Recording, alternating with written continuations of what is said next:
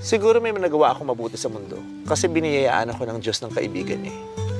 Pinaiyak ni Vice Ganda ang kaibigan niyang si MC Moa sa kanyang pinakahuling vlog na kuha sa Palawan. Doon nga ay gumawa si Vice at ang kanyang mga kilalang circle of friends na parang Q&A portion kung saan nabigyan ng kalayaan ng kanyang mga kaibigan na magtanong sa kanya at kahit anong tanong. Nang si MC na ang magtanong kay Vice, ang simpleng Q&A ay nagkaroon ng hindi inaasahang pagkakataon ng sabihin nito ang di umano'y hindi kaaya-ayang ugali ng MC. Ipinunto ni Vice na mas pinili niyang makasama sila tuwing summer dahil bihira lang silang magkasama. Dahil sa kanyang busy schedule lalo ngayon na magkasama din sila sa noontime show na It's Showtime.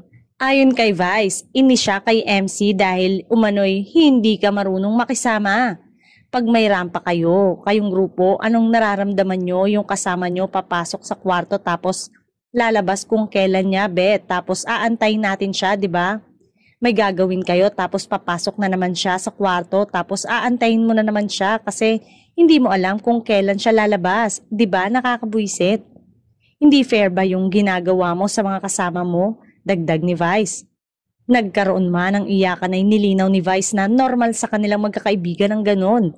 Ang importante umano ay nagkaroon man ng iyakan ay nilinaw ni Vice na normal sa kanilang magkakaibigan ng ganon. Ang importante umano ay mas pinipili nilang maging masaya kasama ang isa't isa.